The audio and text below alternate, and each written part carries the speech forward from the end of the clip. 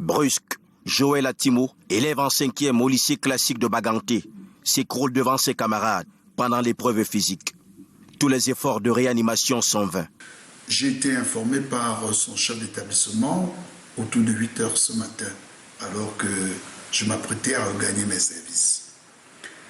Aussitôt informé, je me suis rendu à l'hôpital de district de Baganté, où, avec ses encadreurs, nous avons témoigné tout notre réconfort à cette famille si durement éplorée.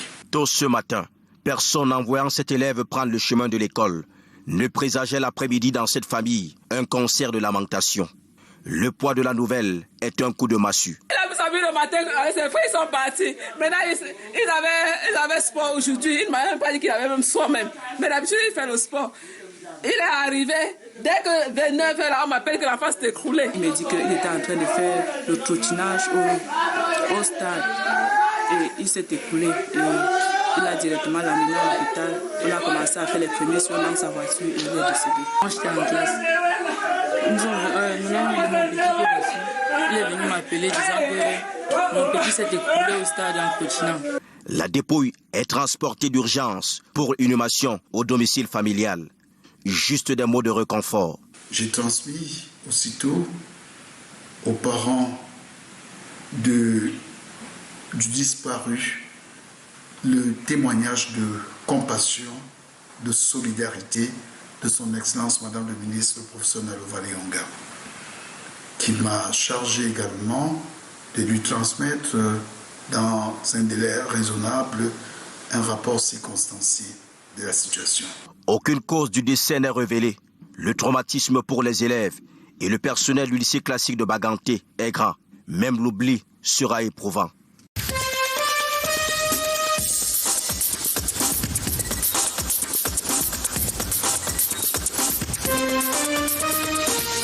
Je jure de bien et loyalement remplir mes fonctions de greffier et d'observer en toutes circonstances les devoirs avec l'honneur, la probité et la dignité qu'elle m'impose. Cette phrase rituelle de prestation de serment a retenti 22 fois dans la salle d'audience de la Cour d'appel de l'Ouest ce 28 septembre 2022. C'était à l'occasion de l'audience solennelle de prestation de serment des greffiers adjoints, promotion 2021 récemment recrutés à la fonction publique. C'est vraiment une joie pour moi de rejoindre cette grande cour qui est le ministère de la Justice. Tellement je suis émotionné que les mots me manquent. Je suis très content d'en faire partie du corps de greffe. Depuis le 31 décembre, comme prévu, nous étions membres des greffiers, mais pas assermentés. Aujourd'hui que nous sommes définitivement dans le corps de greffe, je ne peux que remercier le ministre de l'État, le ministre de la Justice, garde des Sceaux, qui nous a permis en sorte que nous soyons parmi eux. L'audience était présidée par le président de la Cour, Gono François Xavier, assisté des vice-présidents Atangana Jean-Claude Ekemdem. Le banc du ministère public était occupé par Mme Kouyaté avec Maître Abdoul comme greffier audiencier. Ils se sont engagés à servir la justice dans le strict respect des règles qui régissent leur cœur de métier. Ces nouveaux fonctionnaires de la justice, qui sont des greffiers, doivent être conformes à la loi pour ne pas commettre des fautes professionnelles. Les fautes professionnelles, lorsque vous avez suivi les réquisitions du ministère public, il les a énumérées. La falsification des dossiers, la disparition des dossiers, la concussion, la corruption, l'intérêt dans les services, c'est tout ça les fautes professionnelles. Et pour mener une bonne carrière professionnelle, on doit mettre l'homme au-dessus de tout. Ces nouveaux fonctionnaires de la justice doivent être conformes à la loi.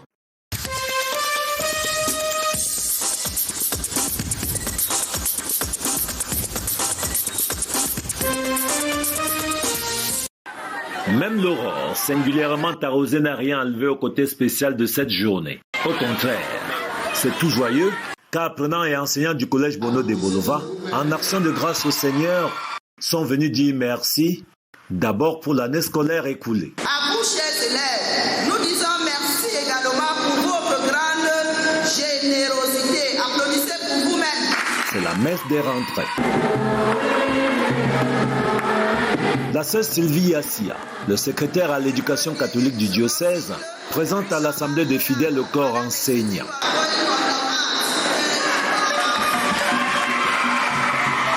Nous avons imploré la grâce du détachement de toutes les lourdeurs pouvant entraver la réalisation et la formation d'une élite intellectuelle fiable. Comme il fallait s'y attendre, l'écho de la joie révélée de très nombreux élèves déchire le silence habituel de la cathédrale Saint-Anne et Joachim d'Abang, irradié de sympathie, d'harmonie et de connivence.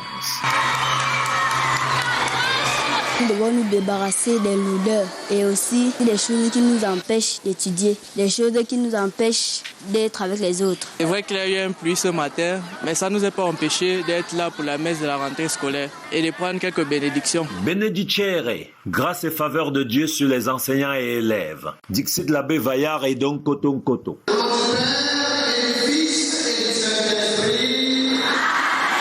L'acte sacerdotal du célébrant, l'aumônier diocésain des jeunes, appelle la bienveillance du Très-Haut sur l'année scolaire 2022-2023.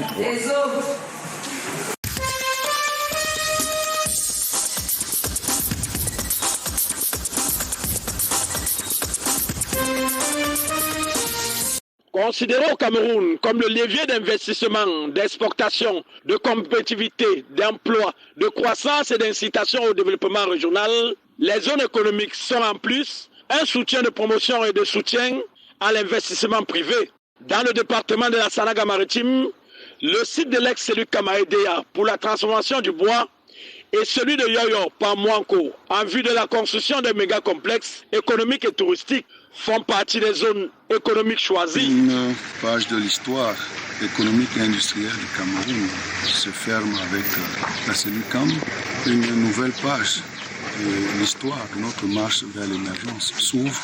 La mise sur pied sur le site emblématique de la cellule CAM d'une zone économique spécialisée dans la transformation du bois. La mission interministérielle qui séjourne à EDA a pour attribution l'opérationnalisation du plan d'implémentation de ces 10 projets. C'est un dispositif assez important qui vise à mettre en place des espaces viabilisés, aménagés, dotés d'infrastructures les plus modernes, puissent permettre aux entreprises qui souhaitent s'y installer et de produire surtout des biens et services dans les meilleures conditions possibles. Le tour du propriétaire effectué, le chef de la délégation a ainsi recueilli les doléances des investisseurs sur le terrain. De connecter le site à la ville de Déa, besoin en énergie, besoin en eau, et les besoins aussi en construction d'un certain nombre d'infrastructures sociales telles que les écoles, les collèges. Il est à noter qu'à compter du 1er janvier 2023, la décision portant interdiction de l'exploitation des grumes de bois en zone CEMAC entrera en vigueur.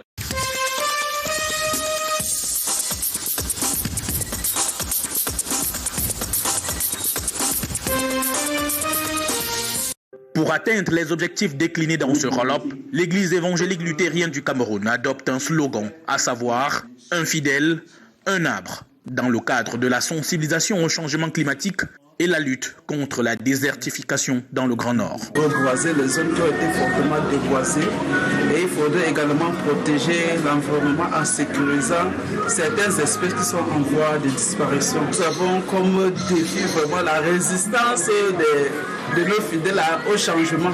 Et nous pensons qu'en passant par les pasteurs qui sont des maillons clés dans nos communautés qui travaillent dans le changement de mentalité, nous pouvons facilement atteindre notre objectif à la base des écritures bibliques.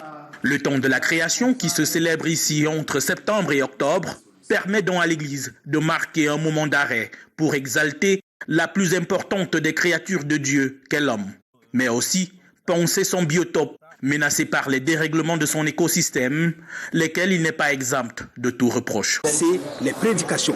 Et le deuxième lieu, ce sont nos sorties, en démontrant par nos actes et par nos actions, surtout en allant contre les actes qui détruisent la nature et le dire ouvertement. Chacun de nous doit prendre conscience pour planter les arbres, pour entretenir notre environnement qui continue à se dégrader et les conséquences sont connues.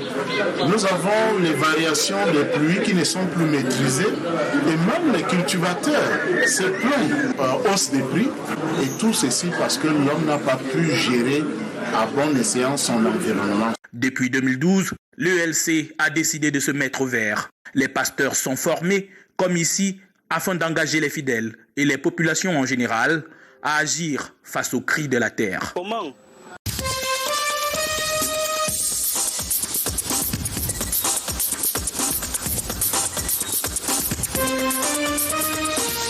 Armand Devaux, photographe en pleine opération de charme. Tu fais peut-être 2, 3, 4, 5 prises, tu es obligé d'appeler le client vers toi pour commencer à montrer la qualité de l'image. Ce n'est qu'à corps défendant que le technicien photographe, incontournable hier, peut vivre de son art aujourd'hui. Malgré ses longues années de métier, il se doit d'inventer pour garder sa clientèle. Tant la concurrence à lui opposée par les smartphones devient rude. Dans des cérémonies, on a des difficultés. Le téléphone nous envahit. Ça nous crée vraiment beaucoup de difficultés. Fixer l'éternité dans un instant, analogue à peindre sans pinceau, peu savent le faire. Exemple s'il en fallait, c'est cliché l'occasion d'artisans, photographes fixant chacun dans la même ligne de mire, la tête, l'œil et le cœur. D'où vient-il donc le problème que pose cet artiste dont la générosité est d'offrir un peu de lumière aux autres? Les avis sont divergents. Il y a une espèce de photographie qui est née de la photographie de la rue. On fait les photos rapidement, on vient verser au sol. On ne tient pas compte des droits à l'image, on ne tient compte de rien. Avec le photographe, tu es sûr d'avoir un bon travail, tu es sûr d'avoir tes photos en bonne et due forme. Donc c'est un peu plus professionnel pour moi. Le vrai professionnel, le photographe reporter, celui qui sait comprendre l'humanité du moment, vit toujours aisément de son métier. Il y a toujours une différence entre ce qui est fait par un professionnel et ce qui est fait par les smartphones. Le problème à l'évidence semble être la rivalité entre les smartphones de plus en plus haut de gamme, des clients exigeants mais mal guidés et de nombreux photocommerçants tous azimuts, amateurs de photos à l'étalage. Et le client de dire, comment reconnaît-on le professionnel ?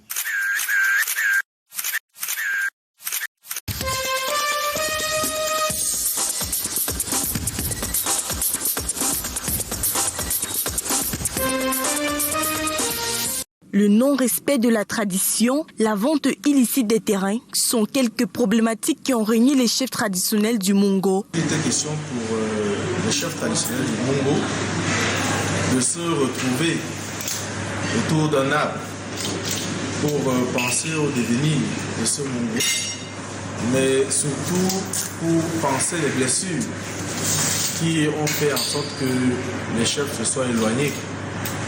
Aujourd'hui, il est question pour nous de regarder dans une même direction pour le bien de nos populations et pour l'avenir du monde. Ils se sont exprimés sur les valeurs du vivre ensemble, un gage pour le développement de la localité. On a réalisé que les enfants dans le Mungo sont dispersés.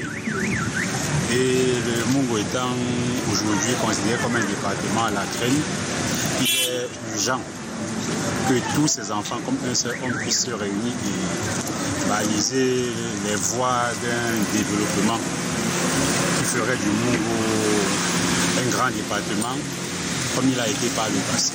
Le Mungo est l'un des départements de la région du littoral. Il compte 13 arrondissements, parmi lesquels Baré-Bakem, Melon et Dibombari.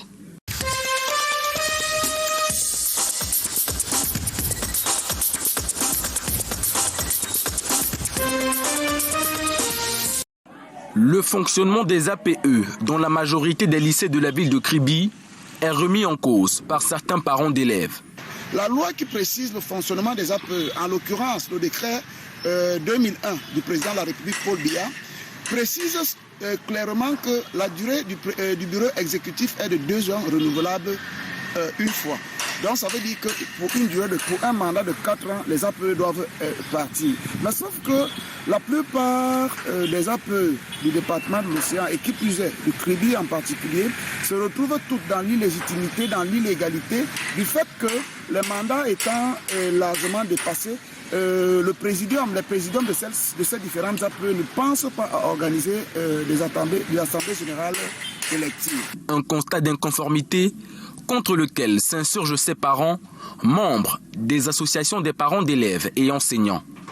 Ils ont d'ailleurs saisi le sous-préfet de Kribi pour un retour à la légalité. La mission d'encadrement est permanente. Et une fois que le sous-préfet est saisi d'un quelconque dysfonctionnement, il prend les dispositions qui s'imposent pour régulariser le fonctionnement de ces APE.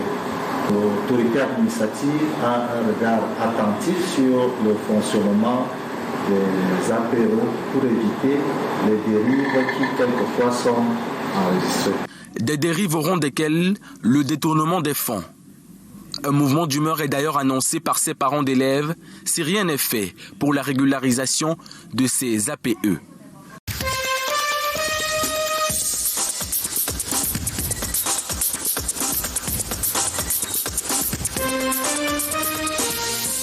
Les populations du centre-ville de la capitale du Dja et Lobo ont connu ce début de semaine une journée triste due à la découverte d'un corps sans vie d'une jeune femme de 22 ans, la nommée Christelle Mbolo. Arrivée aux environs de 21h dans une agence de voyage, la défunte demandera aux gardiens un espace pour un bref repos car dépourvue de moyens. Enceinte et souffrante, le vigile lui portera secours jusqu'au lendemain. Cette dernière, sans aucune pièce d'identification, en dehors de son carnet d'hôpital, qui mentionne qu'elle a été référée d'un hôpital pour un autre, va se chercher quoi manger et là va débuter le compte à rebours, tel que relate M. Gambo.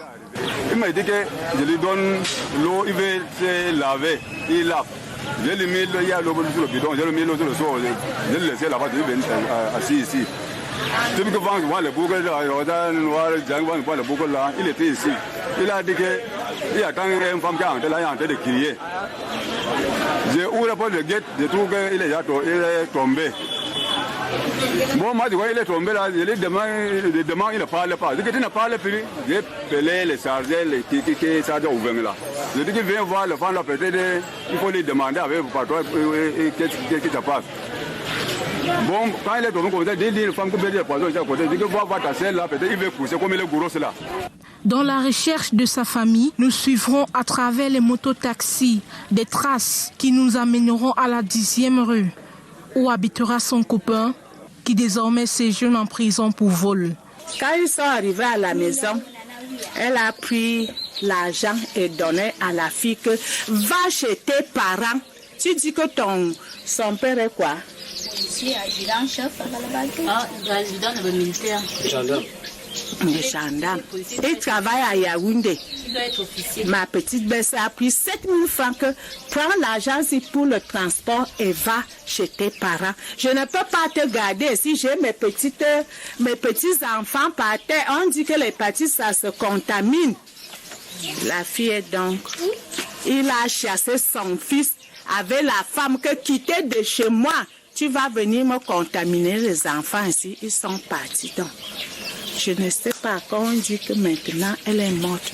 Revenu sur les lieux, la descente des autorités, du procureur et du médecin légiste, il ressort que la défunte Christelle serait décédée suite à l'hépatite très avancée qui aurait quelques jours avant causé la mort du fœtus dans son ventre. Les recherches sont lancées pour retrouver les membres de sa famille. Pendant, le corps a été remis à la mairie de San Melima qui l'a conduite à la morgue de l'hôpital de district.